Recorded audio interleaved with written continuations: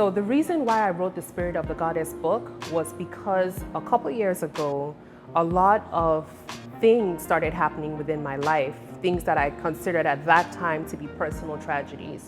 One was a couple people, two very close people to me, passed of cancer within a year of each other. Shortly after that, I was suffering from a chronic illness that was very debilitating, and I was trying to seek treatments and find a way to be able to be productive.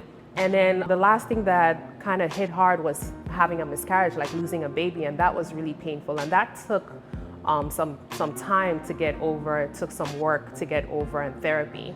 But at the end of the day, it led me towards the path of self-discovery, being able to dig out of that hole and find who I am as a person. The Spirit of the Goddess is all about self-love. It's all about authenticity. It's all about living fully and living powerfully as a woman.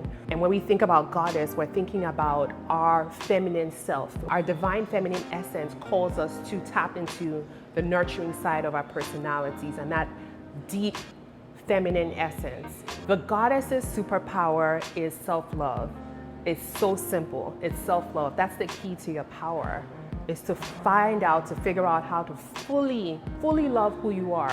What I'd like people to think about and remember is that we are emanations of God. When you think about in the beginning, in Genesis, when we talk about God creating man, it says we were created in God's image and likeness. So what that really means is that we are walking images of the Most High. So when God looks at us and we are images of God, how connected He feels, how much He loves us, how much He wants to protect us, how much He wants to provide for us.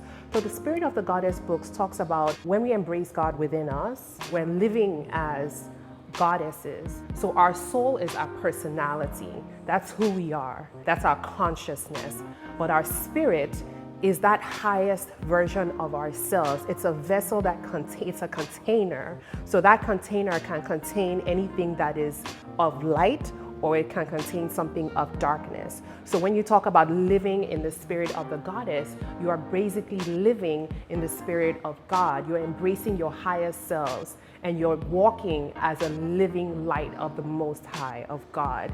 Being able to love yourself authentically as you are and love all of you and be comfortable with all of you is the most powerful and the most rebellious thing you can do as a woman.